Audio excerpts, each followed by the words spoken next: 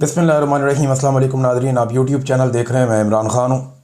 Nadreen, मैं ये video सुबह के वक्त रिकॉर्ड कर रहा हूँ। सारी रात हम जागते रहे और जो मनाज़िर देखे वो इंतहाई तकलीफ़ दें। पाकिस्तान की तारीख़ के बुरे दिनों में से एक और बुरा दिन, मुरीदखे में खून की होली खेली गई है और निहत्ते तहरीक लब्बैक के कारकुनों पे गोली चलाई गई, उनके ऊपर शेलिंग की गई, उनके ऊपर टॉर्चर किया गया। बहुत सारे ज़ख्मी हैं, बहुत सारे शहीद हो गए। तहरीक लब्बैक से या उनकी पॉलिसी से या उनके नज़रिए से आप इख्तलाफ कर सकते हैं। बहुत सारे लोग कहते हैं कि ये इंतहा पसंद है। हो सकता है मेरी सोच भी इनके ख़िलाफ़ है, लेकिन आज मैं ऐसी बात नहीं करूँगा। लेकिन कभी भी एक इंतहा के ख़िलाफ़ जो दूसरी इंतहा है उसको सपोर्ट नहीं किया जा सकता, क्योंकि वो भी एक तरह की इंतहा पसंदी है।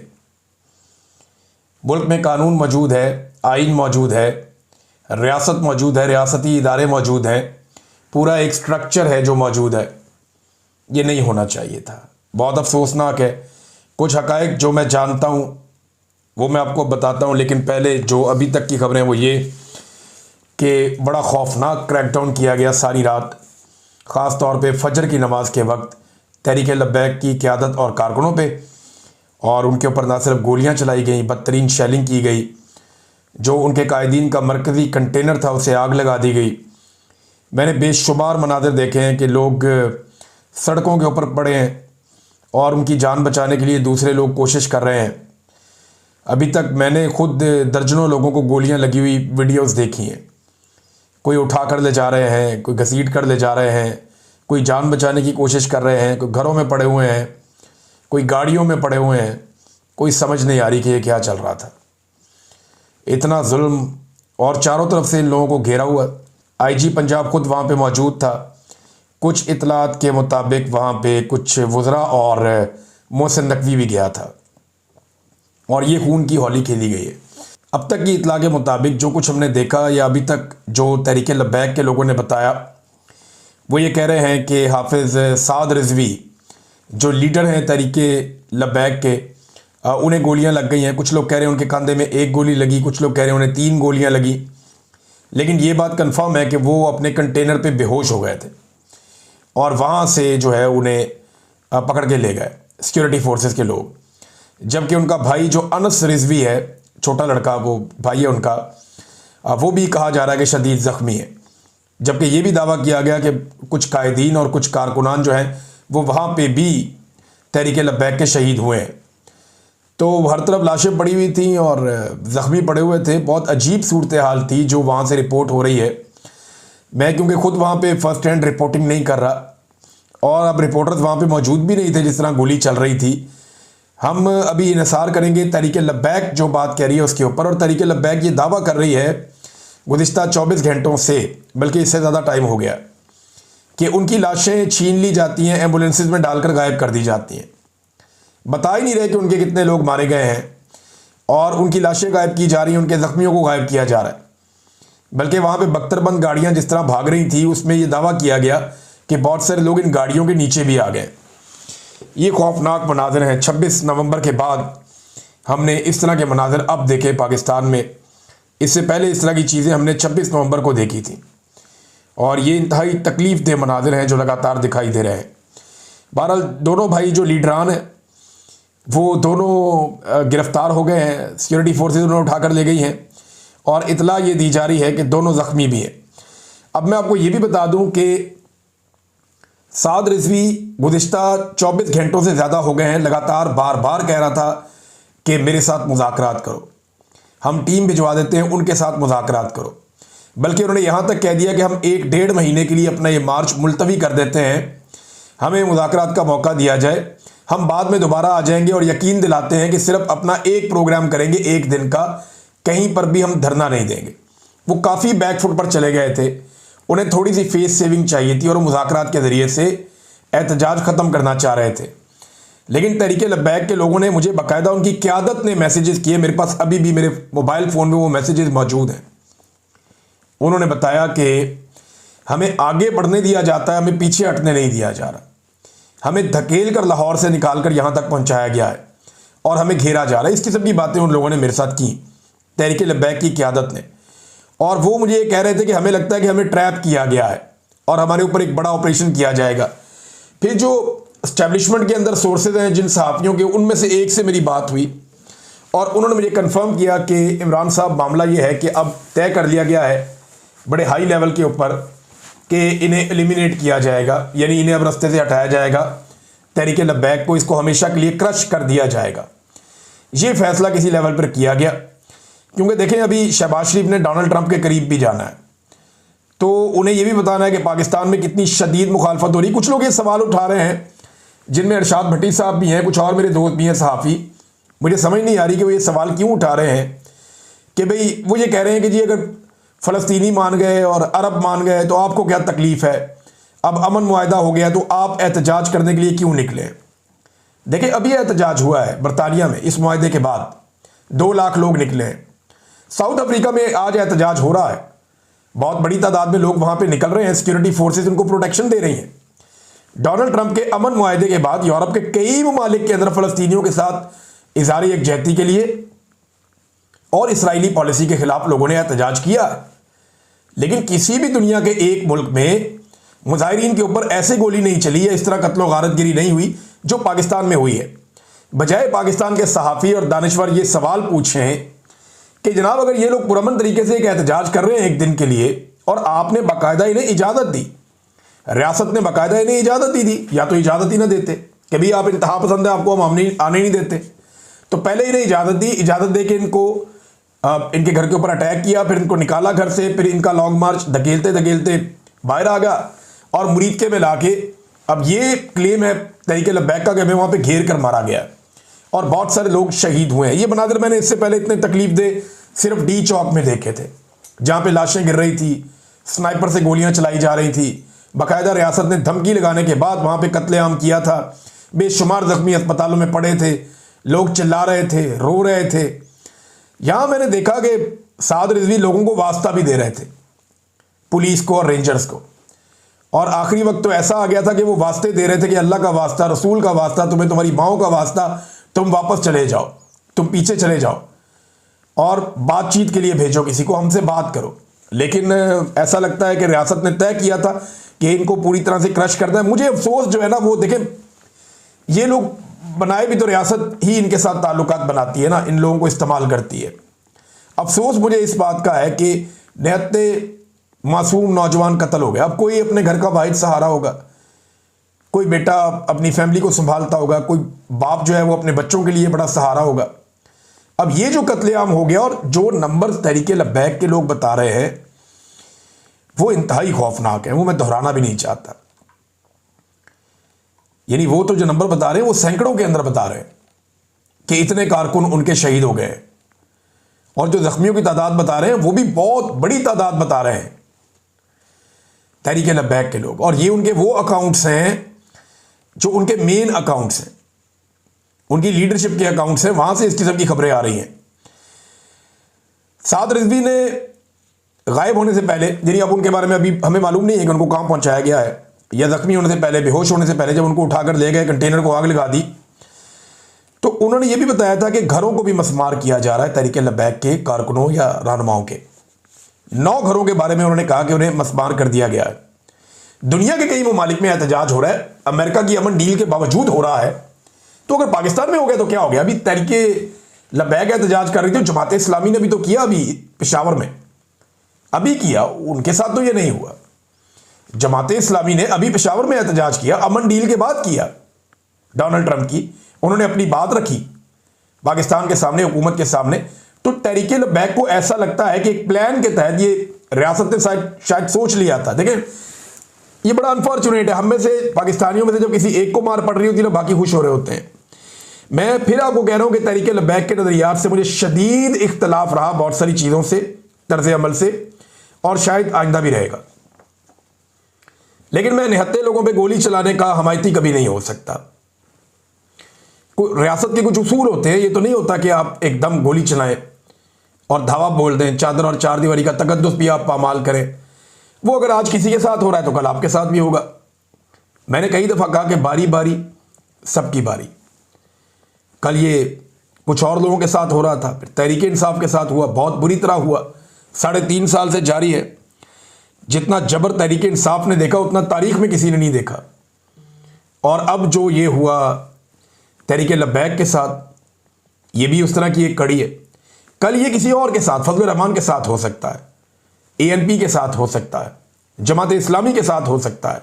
आप हमेशा तो एस्टेब्लिशमेंट की गुड बुक में नहीं रहेंगे। पीपल्स पार्टी के साथ हो सकता है, PMLN के साथ हो सकता है। तो बारी बारी सबकी बारी, ये रास्ता रोकना चाहिए। कानून को पाकिस्तान में मोहतरम करना चाहिए, कानून के मुताबिक चीज़ें की जानी चाहिए, रूल ऑफ लॉ इस मुल्क में होना चाहिए। जिसके नज़रिए से इख्तलाफ है, इख्तलाफ राय की गुंजाइश पैदा करनी चाहिए। ये मार धाड़ बंद करनी चाहिए। हाँ, अगर कोई कानून हाथ में लेता है, अगर कोई रियासत को चैलेंज करता है, अगर कोई रिट ऑफ द गवर्नमेंट को चैलेंज करता है, तो वो गलत काम भी नहीं होना चाहिए। यानी मैंने देखा तहरीक लब्बैक के कारकुन कई जगह पुलिस को बहुत मार रहे थे, पुलिस वालों को जख्मी किया, उनको मारा। ये भी नामुनासिब रवैया था, ये भी गलत था, जो नहीं होना चाहिए था। लेकिन ये लोग गोली नहीं चला रहे थे और इनके ऊपर गोलियां चलाई गई, जिसकी वजह से काफ़ी लोग जो हैं वो जाबहक हो गए, शहीद हो गए। पाकिस्तान तहरीक इंसाफ के सोशल मीडिया ने आवाज़ उठाई तहरीक लब्बैक के ऊपर होने वाले जुल्म के ख़िलाफ़। अब मैं इस वक्त कहना नहीं चाहता, लेकिन माजी में ऐसा नहीं हुआ था जब तहरीक इंसाफ को बाहर पड़ रही थी। तो कम से कम इमरान खान साहब के साथ जो कुछ हुआ जेल में, और तहरीक इंसाफ ने जो जुल्म सहा, पाकिस्तान में एक फोर्स तो ऐसी तैयार हो गई है जो हर जुल्म और हर जबर के खिलाफ आवाज़ उठाती है। ये बहुत अच्छी बात है, बाकियों को भी इससे सीखना चाहिए और हर जुल्म हर जबर के खिलाफ आवाज़ उठानी चाहिए।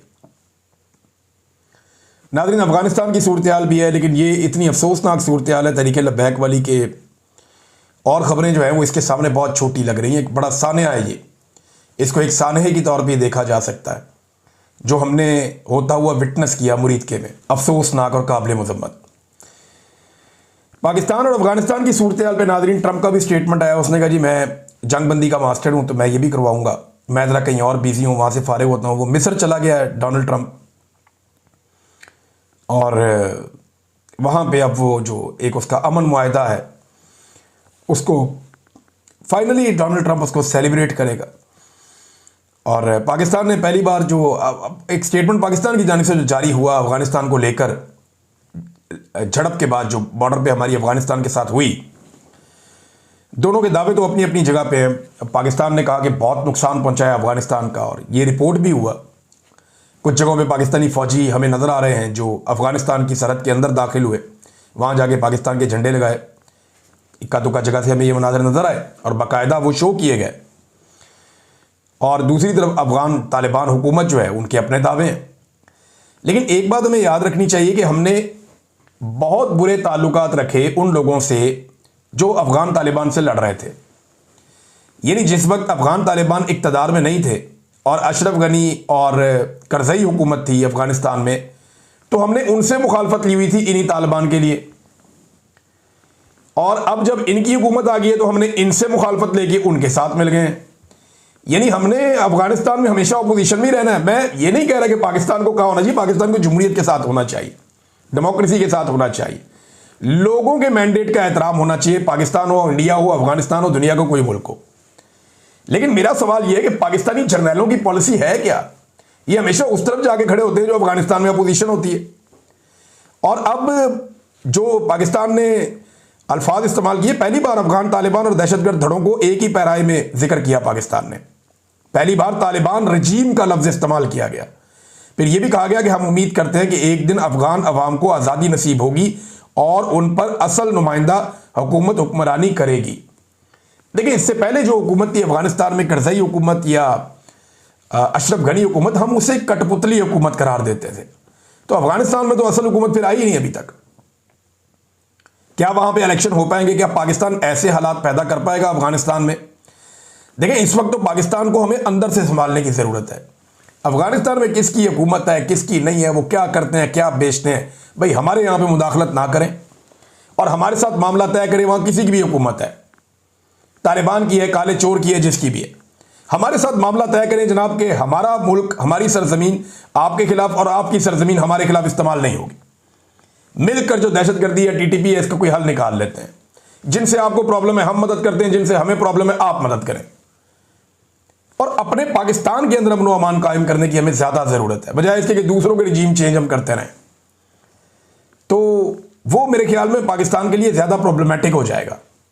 इससे पाकिस्तान के अंदर ज़्यादा मसाइल आएंगे, मुझे ऐसा लगता है। और माजी में हमने ये तजर्बे करके देखें तो हमें पाकिस्तान के अंदर काफ़ी रिएक्शन आया है इन चीज़ों का।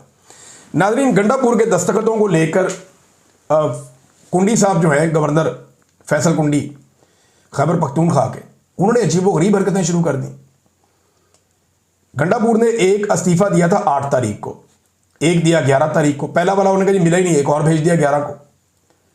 अब वो कहते जी दोनों मिल गए, दोनों के दस्तखत अलग अलग हैं। ये ज़रा देखें आप, मुझे तो अलग अलग नहीं लग रहे। मेरे एक दो दोस्त हैं, वो एक्सपर्ट हैं दस्तखत के, बैंक्स वगैरह में भी काम करते हैं, उनको फ़ौरन पता चलता है।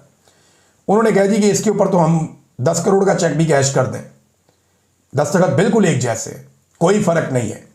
ये सिर्फ फ़र्क जो है ना वो फतूर है गवर्नर साहब के दिमाग में, जो एस्टेब्लिशमेंट ने डाला हुआ। अफसोस के साथ मुझे कहना पड़ रहा है, और गवर्नर बेचारा मजबूर है। और ये है पाकिस्तान पीपल्स पार्टी की औकात। पीपल्स पार्टी जब कभी जमहूरियत का नाम ले तो उन्हें बताएं कि सबसे ज़्यादा सहाफ़ियों का कत्ल सिंध के अंदर हुआ। पीपल्स पार्टी जब कभी जमहूरियत का नाम ले तो उन्हें बताएं कि बिलावल ने कहा था कि डंडे वाली जमहूरियत, और बिलावल ने कहा था ब्रूट मेजॉरिटी। ये बिलावल को याद दिलाए बार बार। जब कभी ये जमहूरियत का नाम ले तो इन्हें बताएं कि आपने पंजाब में गवर्नर राज लगाया था और खैबर पख्तूनख्वा में आपके गवर्नर ने गैर आईनी इकदाम किया था। तहरीक इंसाफ इस बात पे बज़िद है कि आज वो हर हाल में अफरीदी साहब को, सुहेल अफरीदी को बनाएंगे खैबर पख्तूनख्वा का चीफ मिनिस्टर। आइन इस पे क्या कहता है, देखिए सादा बात है, जब इस्तीफा पहुंच गया गवर्नर को तो इस्तीफा हो गया। अब गवर्नर जो मर्जी बहाने बनाए, गवर्नर कोई हेड मास्टर थोड़ी है कि जनाब मैं फैसला करूंगा तो ये करूंगा तो तब तक यही वज़ीर आला रहेगा, ऐसे नहीं होता। नए वज़ीर आला के इंतखाब के अंदर गवर्नर का कोई किरदार नहीं है, वो स्पीकर है और कागजात जमा हो चुके हैं, पीपल्स पार्टी के अपने नुमाइंदे ने भी करवा दिए हैं। और आज के दिन में पाकिस्तान तहरीक इंसाफ का ये कहना है कि हम अपना वज़ीर आला मुंतखब कर लेंगे। दो तरीके हो सकते हैं ना, या तो सिंपल वो वहाँ पे वोटिंग करवाएं और अपने 92 वोट इकट्ठे करें तो 4-5 और मिल गए, ठीक है, नहीं तो अपने वोट लेकर अपना वज़ीर आला मुंतखब करवा लें। सुहेल अफरीदी वज़ीर आला बन गया। अब गवर्नर उससे हलफ नहीं लेता तो गवर्नर आइन शिकनी का मुर्तकब होगा, जो कल को आर्टिकल 6 पे लग सकता है। लेकिन एक और तरीका भी है कि अली अमीन के खिलाफ जो है वो पाकिस्तान तहरीक इंसाफ का सोशल मीडिया ये कह रहा है, लेकिन मायूब है ये तरीका, क्योंकि गंडापुर है जैसा भी इमरान खान का साथी है। इमरान खान ने उसको हटाया ज़रूर है, फील्डिंग तब्दील की है, लेकिन उस पर अदम एतमाद नहीं किया कि जनाब बिल्कुल ये कोई बहुत बुरा आदमी है इसको हटाओ, नहीं, ऐसे नहीं किया। इमरान खान ने अपना बेहतर आदमी लेकर आया कि नहीं, इस जगह पे ये बंदा बेहतर है, ये परफॉर्म नहीं कर पा रहा, इसको हटाओ। तो अदम एतमाद का मतलब तो ये होगा कि जनाब बिल्कुल ही एतमाद ही नहीं है उस पर, तो ये थोड़ा मायूब हो जाएगा। लेकिन मेरे ख्याल में अगर घी सीधी उंगली से ना निकले तो तहरीक इंसाफ टेढ़ी उंगली से भी निकाल सकती है। अदम एतमाद जमा करवा के उसी वक्त उसके ऊपर वोटिंग करवा लें और जनाब अली अमीन गंडापुर साहब को उसी वक्त फारिग करवा के तो दोबारा वोटिंग करवा लें और सुहेल अफरीदी को उसी वक्त आधे घंटे के अंदर वज़ीर आला खैबर पख्तूनख्वा नामजद कर लें। और पाकिस्तान तहरीक इंसाफ ने अपने कारकुनों को बड़ी तादाद में कहा कि पहुंचो वहां पे और उस कार्रवाई का हिस्सा बनो और वहां मौजूद रहना कि कोई गैर आईनी और गैर कानूनी इकदाम ना उठाया जा सके। ये नाज़रीन पाकिस्तान तहरीक इंसाफ प्लान कर रही है। देखते हैं, अभी चंद घंटे हैं, इन चंद घंटों में क्या होता है। आज 10 बजे के बाद बड़ी डेवलपमेंट्स होंगी। नेक्स्ट वीलॉग में आपको मैं बाकी चीज़ें बताऊंगा। लेकिन ये जो मुरीदके में हुआ ये इंतहाई अफसोसनाक है। ये मेरे दिल को तकलीफ़ हुई, मुझे बहुत बुरा लगा कि एक मरतबा फिर निहत्ते पाकिस्तानियों पर सिक्योरिटी फोर्सेस ने गोलियां चलाई। अफसोसनाक, क्योंकि देखें किसी को कानून हाथ में लेने की इजाज़त नहीं है और गोली चलाने का एक SOP होता है। जब तक कि आपको कोई गोली ना मारे आप गोली नहीं मारते। लेकिन यहाँ पे ऐसे मनाजिर हमने देखे कि दूर से गोलियाँ मारी जा रही हैं। इससे पहले हमने देखा था कि स्नाइपर जो है वो ऊपर से बैठ के गोलियाँ मार रहे थे। तो मुझे बज़ाहिर, क्योंकि मुझे कुछ फैक्ट्स का पता है जो मैं अभी बयान नहीं करूँगा, अभी वो बात करने का टाइम नहीं है, लेकिन ये ट्रैप हुए तहरीक लब्बैक के लोग और इन्हें घेर कर ये सारा किया गया और ये बाकायदा एक मनसूबाबंदी के तहत हुआ है। अब तक के लिए इतनी, अपना ख्याल रखिएगा, अपने चैनल का भी। अल्लाह हाफ़िज़।